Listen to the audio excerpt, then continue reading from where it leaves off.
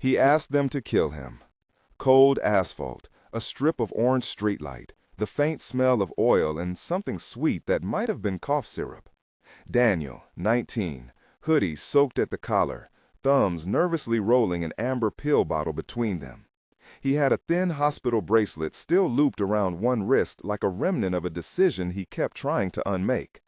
A motorcycle's idle drew closer, and a gravelly laugh came with it. Someone had to decide: call the ambulance, walk away, or do something none of them expected. What happened that night rewrote what rescue looks like. Would you believe the ones who arrived with leather and engines became the ones who promised to stay? The leader stepped out first, a broad man with a faded vest who introduced himself as Mike, voice low and rough. Daniel looked up, eyes rimmed red, and said, "I can't do this anymore." Mike answered with a hand on his shoulder before he reached for his phone. "How many?" Daniel counted softly. "Maybe 10, he said, as if the number could be measured like change. Behind Mike, Rosa pulled her scarf tighter, smelling of cigarettes and peppermint gum, and Javier clicked his keys as if timing the moment. "You want us to kill you?" Mike asked, not in shock, but to make sure he had heard right. "If you want out, we can take you to the ER. We can call someone. We can stay." Daniel laughed in the short, broken sound. "You don't get it," he said. "I want them to do it. Make it clean." Mike's jaw tightened. "We do not kill," Rosa said, voice steady. "We protect."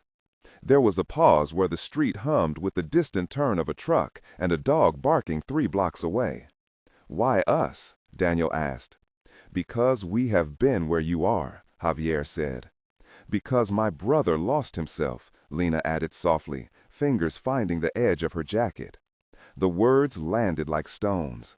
Smell of wet leather, the clank of a helmet, the metallic taste of adrenaline, sensory edges that made the world sharp and present.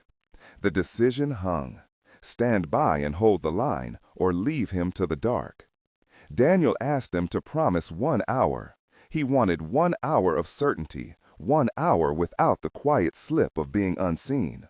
Mike typed a number into his phone, thumb trembling, and sent a single message: "Help is coming. Stay awake for me."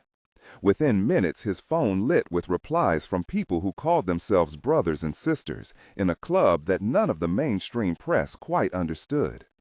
Tom replied with a thumbs-up emoji and an address. Maria messaged a backstory about losing a nephew at 20 and how she had learned to sit through nights. Officer Harris pinged something that sounded like a joke and then a promise he would stay on the perimeter. The decision became an agreement to refuse the finality Daniel wanted, to prove that 1 hour could be enough to change things. The air tightened, rain threatened in distant thunder. Daniel whispered, "If I go tonight, we will all forget me." Mike squeezed his shoulder. "We don't forget," he said. "We remember by staying." The clock on the dashboard ticked loud as a drum. A motor breathed slow behind them like an animal settling in for watch. They arrived as a noisy, oddly tender swarm. 8 motorcycles rolled in, engines low and rhythmic like a heartbeat.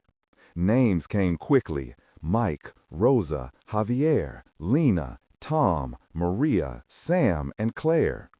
Each one spilled a small backstory in the brightness of headlights. Mike had a scar across his knuckle from a hospital door he once slammed in fury. Rosa carried a faded photograph of her son in her wallet, a boy she had been able to hold only after learning to ask for help. Javier had been homeless at 17 and slept in a churchyard until someone offered him a sleeping bag and a job. Lena was a former paramedic who left the service because she could no longer stand protocol that left people alone. Tom had been a volunteer with a local shelter and learned how to make space without fixing everything. Maria drove her groceries to families in need and always brought too many oranges.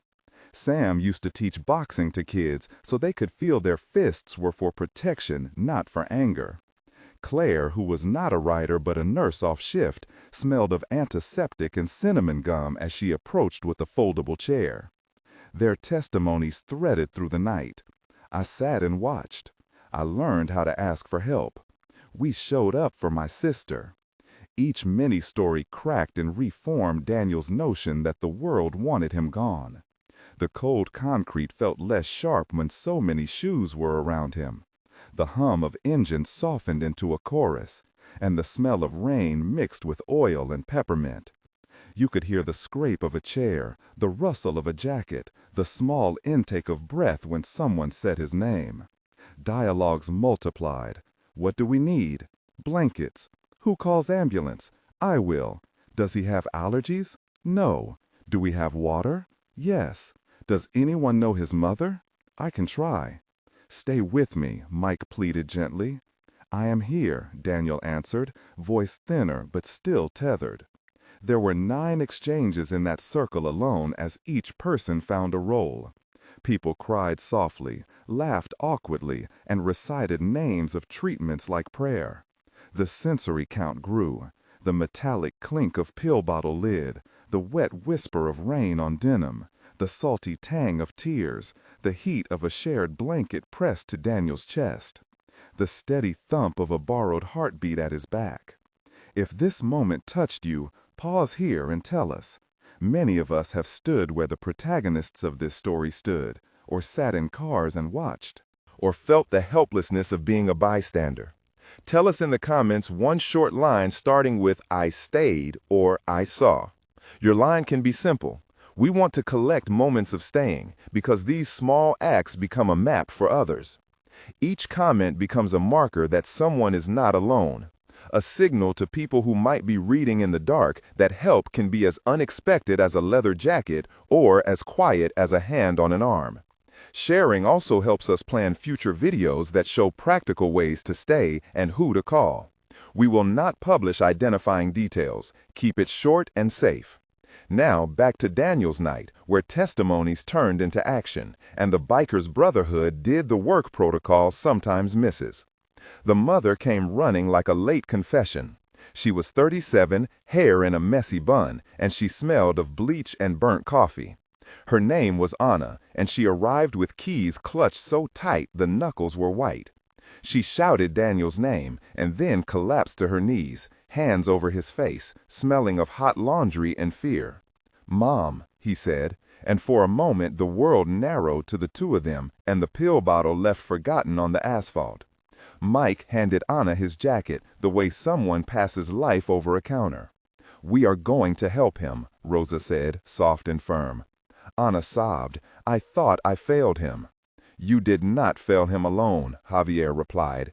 "We will come to your house, bring meals, sit nights." There were 8 exchanges in that small circle as promises became logistics. Phone numbers swapped, schedules sketched on a hood, and offered to take turns sleeping on the couch.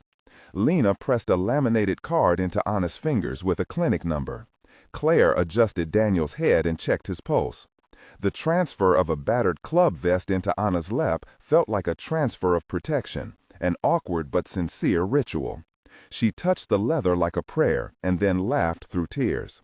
The tactile detail of that leather, the iron scent of a tear, the muffled cries nearby, the gentle pressure of hands giving support, the taste of blood on a split lip from biting too hard. All of these made the moment vivid and human. They spent nights at the hospital in shifts, and recovery looked like small, repeated rituals. The ward smelled of antiseptic, coffee, and the faint perfume of lilies a visitor had brought. Mike, Rosa, Javier, Lena, Tom, Maria, Sam, and Claire took turns at the bedside. Nurses asked about medication. Dr. Patel explained what withdrawal looked like and how young brains can be rewired with time and therapy. There were moments that tightened everyone's chest, a tremor at 3 a.m., a fever spiking, Daniel pulling at his IV, a glaze that made the room feel 2 inches away. Each crisis had a chorus of people. "Stay with him," Mike said. "Call." "The doctor," Claire replied. "Hold his hand," Anna begged. "I am right here," Rosa murmured. Those scenes had 9 exchanges as plans were made and remade. Sensory notes kept coming.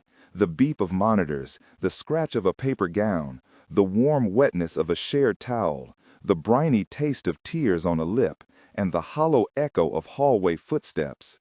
They formed a vigil, a rotation of guarding that learned to notice the small shifts that mean life is swinging back toward daylight. Volunteers brought food. Tom delivered a playlist of soft songs. Maria organized rides for follow-up, and Sam arranged meetings with a counselor he trusted. The word vigil moved from a word to a thing they did for days. 1 month later, Daniel was meeting with a counselor 3 times a week and learning to name the urges that had felt like instructions. He walked again through the neighborhood with Lena at his side and a lighter in his pocket that he never lit. 3 months later, he started a program that matched young people with mentors. He cut his hair and tattooed a small symbol on his wrist that meant promise. 6 months later, he went back to school, turned down a scholarship offer that meant leaving his mother, and instead organized a small group that met every Tuesday to bring soup to neighbors. The community changed too. The bikers registered as volunteers at the local shelter. Claire continued to check in on families, and Anna joined a parents' group to share what she had learned. Scars remained, conversations continued, and everyone agreed that recovery was messy and ongoing. The final moment. On a gray afternoon, he walked into a park wearing a patched jacket someone had sewn, and the children running past did not flinch at the sight of a group of riders on the bench. They waved. In that family, nobody faces the dark alone. If this story moved you, subscribe to hear more stories of ordinary people who become brothers and sisters through staying.